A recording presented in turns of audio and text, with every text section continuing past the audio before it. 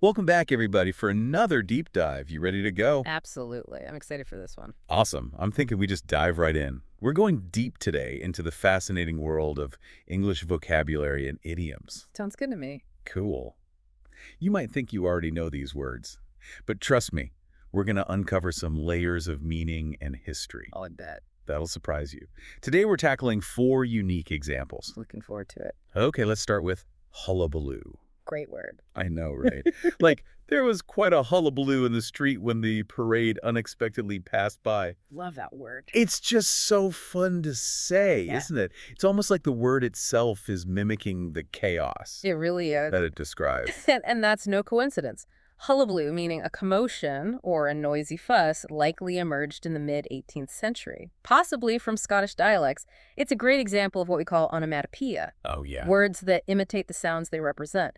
Just think hullabaloo is far more evocative than simply saying commotion. Absolutely. You can practically hear the crowds and the music and the general excitement Mm-hmm. just by saying the word. For sure. It paints such a vivid picture in your mind. And that's part of the power of language, isn't it? Certain words have this inherent ability to transport us to a particular scene Yeah. or evoke a specific emotion. Now, speaking of evocative words, let's shift gears from noisy chaos to a completely different kind of energy, or rather a lack thereof. Have you ever felt that kind of crushing tiredness where even the smallest tasks Oh, yeah, feel impossible? for sure. After staying up all night, I felt too lethargic to get anything done the next day. You know that feeling, right? Ah, yes. The dreaded state of lethargy. It's like your whole system is saying, It's more than just being tired. nope, we're powering down, do not disturb. It's a feeling of sluggishness, a lack of energy and motivation that can be both physical and mental. Exactly. And if we delve into the etymology, Oh, I love that emoji. it gets even more interesting. It does. The word lethargic comes from the Greek word thargos, which means forgetful or inactive. So there's this element of mental fogginess, Right. almost like a temporary amnesia woven into the meaning. Wow.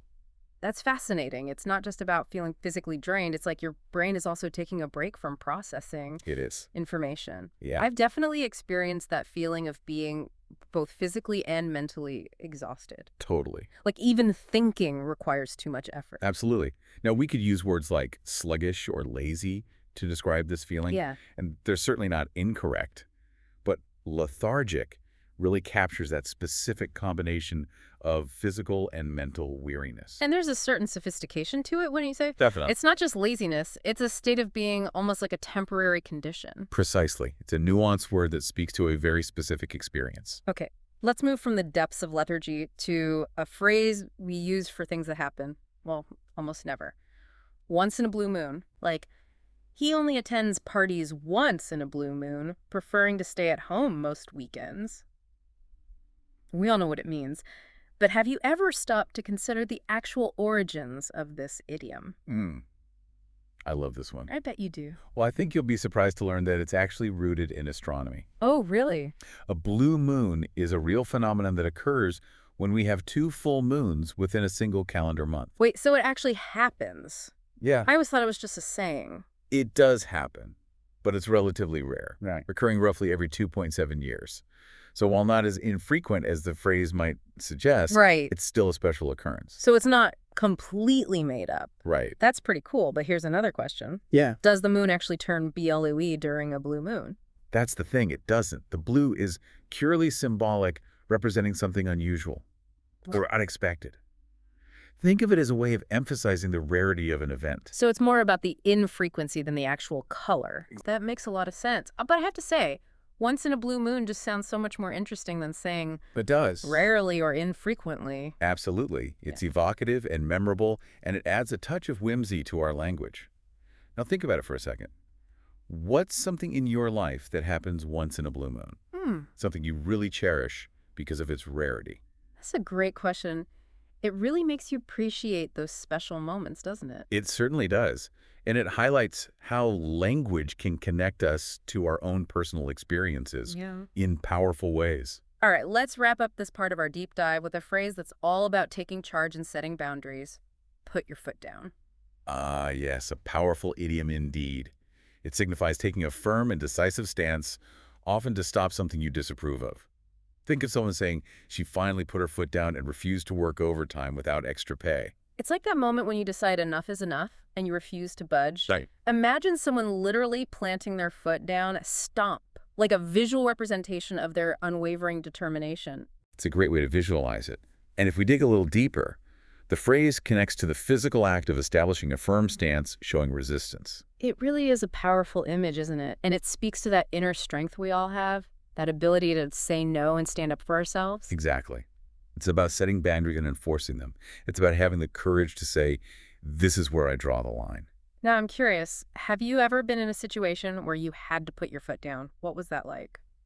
Well, I wouldn't say it was a dramatic showdown or anything. Right. But there was this one time, let's just say it involved a particularly persistent telemarketer Oh, yeah. and my unwavering determination to enjoy a peaceful evening at home. I feel that. I finally had to put my foot down and tell them in no uncertain terms to stop calling. I can totally relate to that. We've all had those moments where we just have to assert ourselves, even if it's in a seemingly small way. But you know what's interesting is that putting your foot down isn't just about saying no. It's also about following through, isn't it?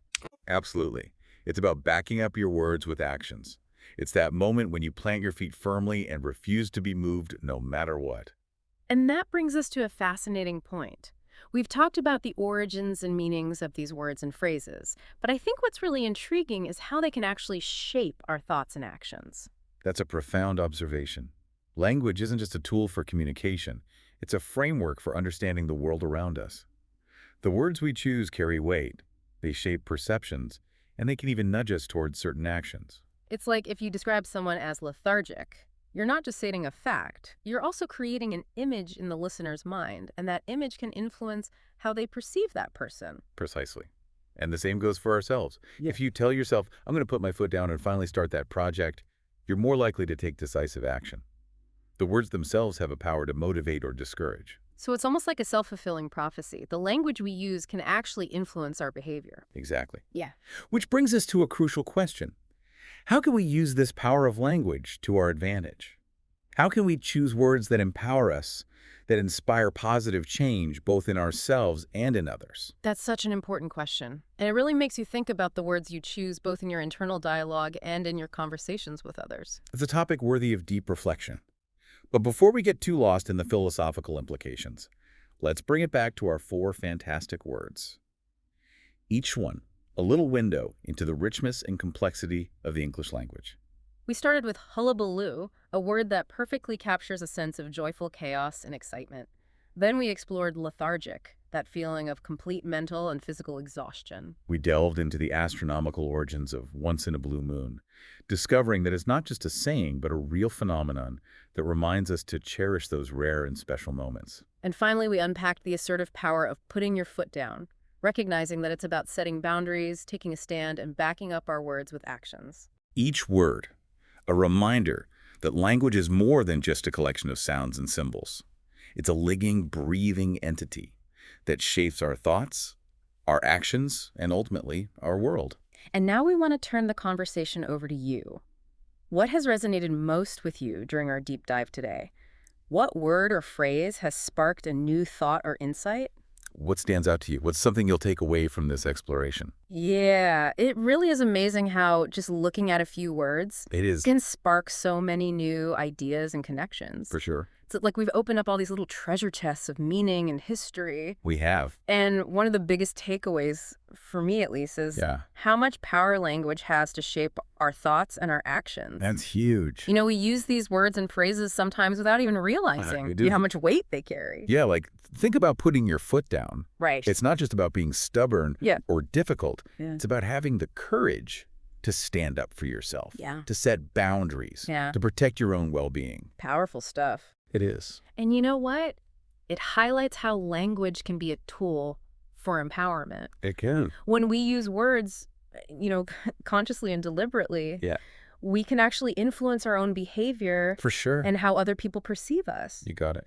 It's like giving ourselves the pep talk Totally. or setting an intention just by choosing the right words. It is. Like saying, I'm going to conquer this day with energy and enthusiasm Love it. instead of, I'm so tired. Uh-huh. It sounds cheesy, but Yeah. it really can make a difference. It does, and I think it goes even deeper than that. Yeah. The words we use not only reflect our thoughts and feelings, but they can shape them too. Oh, wow. If we constantly use negative language, Yeah.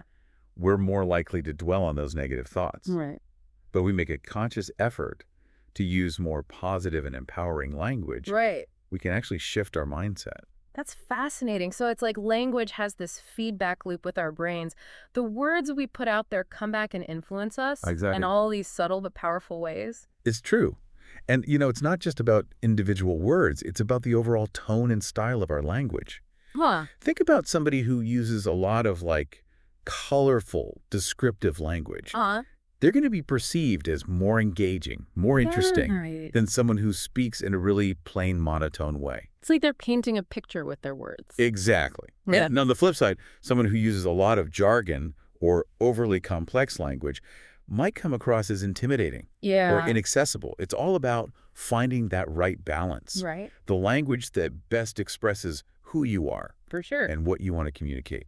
So it's not just about being correct or grammatically perfect. It's It's about using language as a tool for connection and expression, It is. and even self-discovery. Couldn't have said it better myself. So as we wrap up this deep dive today, let's encourage our listeners to embrace the hullabaloo of language, Love it.